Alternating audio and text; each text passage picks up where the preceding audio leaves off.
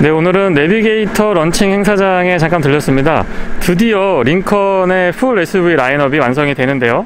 가장 먼저 코세어, 제일 끝에 있죠. 코세어 시승해 봤는데 굉장히 좀 재미있고 럭셔리하면서도 좀 귀여운 맛이 있죠. 그 다음에 노틸러스 소개시켜 드린 적이 있고요. 그리고 에비에이터, 이 친구는 정말 탐이 납니다. 그리고 에비에이터 자체도 사이즈가 조금 있는데 드디어 끝판왕이죠. 대장 SUV인 내비게이터가 국내에 정식 런칭을 하게 되는군요. 이렇게 되면은 보시는 것처럼 링컨의 SUV 풀 라인업이 완성이 국내에서 이제 되는 겁니다. 일단 최근에 나온 링컨 SUV들 보면은 직선이나 각보다는 약간 이 유연한 느낌의 곡선들 위주로 많이 디자인의 흐름을 이어가고 있는데요. 멀리 보이시는 코세어부터 노틸러스 그리고 에비에이터까지 유연한 라인이 참 인상적이었습니다. 부드럽죠. 근데 이 내비게이터로 오게 되면은 약간 그 묵직한 느낌도 들면서 각이 살아있는 그런 디자인을 유지를 해주고 있습니다. 하지만 요소에 보면 뭐 헤드램프라든가 테일램프의 끝부분이나 이런 데 보면은 확실히 좀 부드러운 곡선들이 추가가 되어 있습니다. 링컨 내비게이터는 파워 오브 생츄얼리라고 하는 링컨의 캐치프레이즈죠. 편안하고 안락하고 나만의 휴식처를 찾을 수 있는 현대인들의 어떤 니즈를 충분하게 만족시켜 줄 수 있는 대표적인 차량이 아닐까 싶습니다. 겉에서 보더라도 굉장히 여유 있고 품격 있는 모습이 인상적입니다. 현장에서 컬러는 두 가지 확인을 할 수가 있는데요. 먼저 이 친구는 플라이트 블루입니다. 제가 시승했던 에비에이터랑 같은 컬러인데 이 내비게이터에서는 또 컬러 느낌이 사뭇 다르게 느껴지기도 합니다. 블루 컬러인데 약간 짙은 색이죠. 블루 컬러는 안쪽을 열어보시면 옅은 회색, 그레이톤의 깔끔한 느낌이 전달이 됩니다. 개인적으로는 블랙에 짙은 브라운이 조금 더 잘 어울리지 않나 싶고요. 이 컬러는 차분하면서 실내가 넓어 보이는 장점은 있는데 무엇보다도 오너로서 관리하려고 그러면 아무래도 오염에 좀 민감할 수밖에 없는 컬러긴 하죠. 근데 보기엔 참 좋습니다. 그리고 페달은 일반형이 적용이 되네요. 아래쪽에 보니까 이 친구는 언뜻 보면 검은색으로 보이는데 시그니처 네이비라고 하는 청색입니다. 청색인데 지금 보시는 것처럼 빛을 받는 쪽은 약간 청색, 남색 계열이 보이고 빛을 안 받는 쪽은 마치 블랙처럼 보이기도 합니다. 깔끔하면서 고급스럽고 조금 무게감이 느껴지는 그런 컬러죠. 그래서 컬러를 조금 더 다양하게 확인할 수 있었으면 좋은데 일단 현장에서는 두 가지 컬러, 블루 컬러하고 지금 보시는 이 네이비 컬러, 이렇게 보면 또 블랙 같죠? 블랙 아니고 네이비입니다. 직사각형 형태, 정사각형 형태보다는 큼직한 직사각형 형태의 느낌이 아주 좋습니다. 가운데 그릴은 굉장히 고급스러우면서도 편안한 느낌들 이어가고 있고요. 최근에 나온 링컨의 SUV 라인업을 보면 확실히 기존에 좀 약간은 부담스러운 직선 위주에서 곡선들, 유연하고 편안하고 부드러운 느낌의 곡선들이 잘 자리하고 있습니다. 가운데 링컨의 엠블럼은 야간에 앰비언트 라이트도 적용이 되어 있고요. 헤드램프 자체는 최근에 시승을 했었던 에비에이터랑 가장 좀 흡사하지 않나 싶습니다. 기존 모델에서의 각진 느낌들을 버리고 유연하고 부드러운 느낌들 잘 표현을 해줬고요. 하단부의 프론트 스커트 같은 경우에는 조금 단순화 시켜놓은 것 같습니다. 과감하고 공격적인 어떤 SUV의 느낌보다는 차분하면서도 고급스러운 그런 라인들 잘 이어가고 있습니다. 3.5L V6 트윈 터보 차저 엔진이 적용되어 있습니다. 배기량은 3496cc고요. 최고 출력은 457마력에 토크는 71입니다. 자동 10단하고 매칭을 이루고 있죠. 전장은 5335mm고요. 휠 베이스는 3110mm입니다. 키가 굉장히 좀 큰 편인데요. 제가 키가 좀 작은 편이긴 하지만 어쨌든 전고를 보면 1940mm이기 때문에 상당히 높은 느낌이 듭니다. 앞쪽 오버행은 그렇게 많이 여유가 있는 편은 아니라서 약간 스포티한 맛도 느껴지기도 하고요. 뒤쪽은 오버행이 약간 있는 편이긴 합니다. 휠 타이어는 22인치 사양이 적용이 됩니다. 타이어 사이즈는 285, 45, 22고요. 주유구는 푸시 타입이고요. 안쪽에 보시면 캠리스 타입이라서 굉장히 편안하게 사용을 하실 수가 있습니다.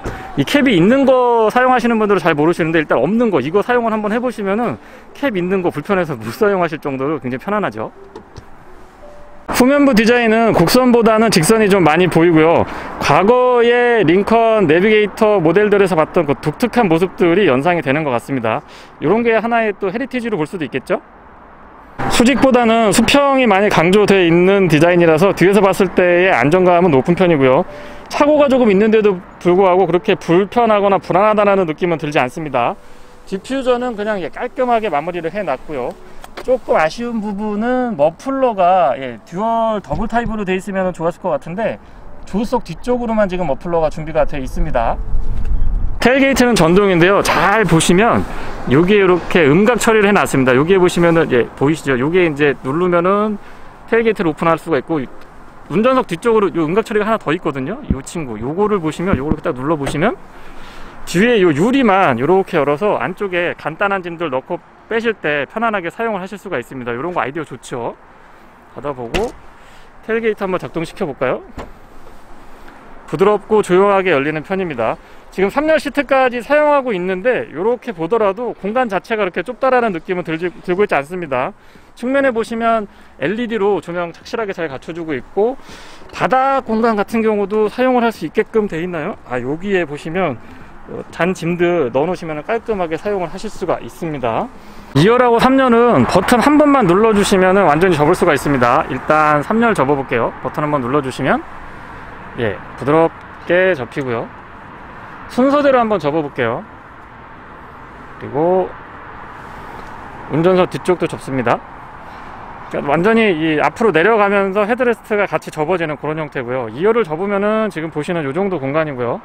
3열을 접었을 때요, 2열까지 접게 되면 2열은 여기에서 같은 방법으로 버튼을 딱 눌러주시면 되는데, 3열은 모터가 주행하면서 천천히 이렇게 내려가는데 2열은 그냥 버튼 한번 딱 누르시면은 바로 딱 접힙니다. 2열하고 3열을 완전히 접었을 때의 모습인데요, 공간 자체가 차량 크기도 있지만 특히 위쪽에 헤드룸 공간에 여유가 좀 많이 있다 보니까 이 정도면 뭐 집에 있는 백색가전 진짜 여유있게 싣고 나르실 수 있을 정도는 충분히 되는 것 같습니다. 2열하고 3열 시트 모두 다 접었을 때의 공간 다시 한번 좀 자세히 보여드려 보고요. 이렇게 보니까 또 이 3열 뒤쪽에 여기 수납 공간도 꽤 좋은 편입니다. USB 충전 단자 A타입 있고요. 여기에서 또 버튼으로 앞좌석, 그러니까 3열에 앉아서 2열을 접을 수 있는 버튼들도 깔끔하게 준비가 되어 있습니다. 위쪽에 공조장치 같은 것들이나 조명도 꼼꼼하게 잘 갖춰주고 있고, 물론 LED고요. 테일게이트를 닫을 때는 운전석 뒤쪽에서 여기에서 버튼을 눌러주시면 부드럽고 천천히 깔끔하게 닫힙니다. 승하차를 도와주는 전동 사이드 스텝도 적용이 되어 있고요.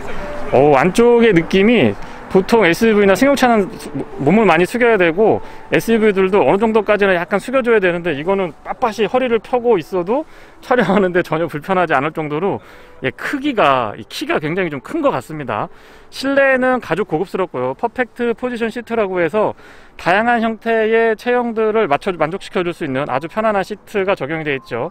보기에도 이렇게 딱딱 끊어져 있는 부분들이 있는데, 저런 부분들이 미세하게 컨트롤이 가능해서 다양한 체형에 최적화시켜 줄 수 있는 장점이 있습니다. 장거리 운전에 굉장히 편안하고 좋죠. 센터 터널도 뭐 일반 차량은 비교하기가 조금 어렵고 마치 트럭이나 버스의 그것 같은 그런 느낌이 들고요. 전자식 기어 노브를 채택을 해주고 있기 때문에 피아노 건반 타입이죠. 아래쪽에서 보시면 센터 터널 하단에 이렇게 공간들이 별도로 또 숨겨져 있는데, 노트북 같은 거 보관하셔도 되고 웬만한 백 같은 거 그냥 넣어 놓으셔도 충분할 정도로 공간의 여유가 굉장히 좋습니다. 도어 쪽을 보여드려 보면은 시트 컨트롤 할 수 있게 준비가 되어 있고요. 보시기에도 굉장히 복잡하죠. 다양한 형태로 포지션을 변경할 수 있기 때문에 컨트롤이 미세하게 아주 잘 되고 있습니다. 마사지 기능 포함하고 있고요. 레이블이라고 하는 사운드 시스템인데 국내에서는 많이 알려져 있진 않았습니다. 근데 해외에서는 굉장히 유명한 프리미엄 사운드이기도 하죠. 소리 굉장히 좋은 편입니다.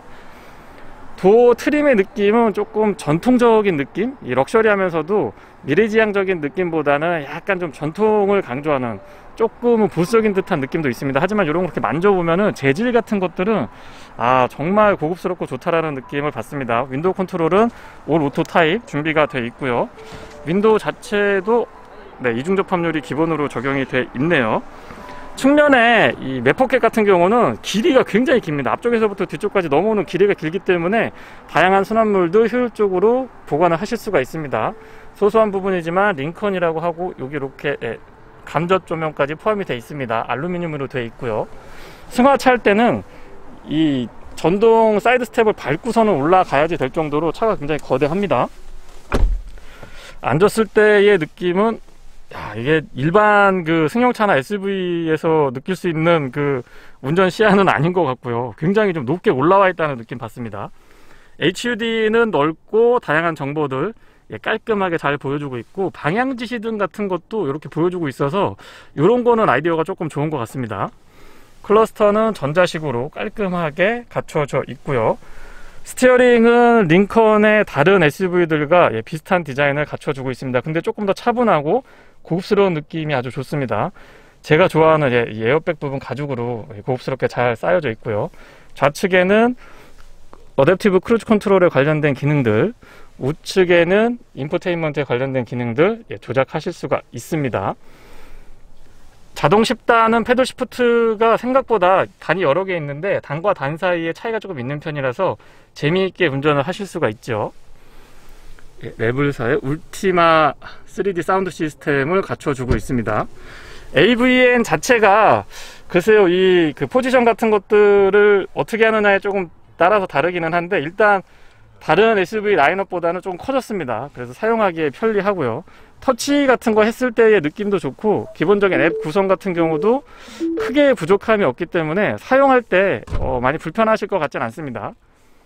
그리고 아래쪽으로는 공조장치 에어벤트가 있고, 공조장치 컨트롤 같은 경우는 그 아래쪽으로 이렇게 있는데 각도가 아주 이 운전석에서 보기에도 좋고 사용하기 편리하게 구성이 되어 있습니다. 아시겠지만 피아노 건반 타입이죠. 이게 처음 해보면 되게 어색한데 사용해보면 또 나름 편안한 느낌들이 있어요. 익숙해지면 생각보다 편안합니다. 공조장치 컨트롤은 복잡한 기능들을 좀 좁게 딱 이렇게 짜임새 있게 넣어 놓으니까는 이렇게 앉아가지고 손으로 조작할 때 좀 사용하기 편리했고요. 컵홀더는 커버링 가능하고 2개 있고, 간접 조명 기본적으로 갖춰주고 있습니다. 그리고 이 부분에 무선 충전을, 여기서 스마트폰 무선 충전을 옆으로 이렇게 뉘어주시면 되고, USB 단자는 A타입, C타입 골고루 잘 갖춰주고 있고, C거잭을 이 안쪽에 놨네요. 그리고 보시면 아시겠지만 LED로 조명도 있지 않았습니다. 커버링 하면은 이게 차 안에 있다라는 느낌보다는 어떤 응접실 같은 그런 느낌이 있습니다. 드라이브 모드 선택을 하실 수가 있고요. 이쪽에도 다이얼 방식으로 되어 있고, 지금 여기에 전시되어 있는 차량에는 영문으로 되어 있는데 여러 가지 기능들 포함을 하고 있네요. 그 터레인하고 드라이브 모드랑 혼합이 되어 있기 때문에 사용해 보시면 생각보다 좀 편안하게 쓰실 수가 있습니다.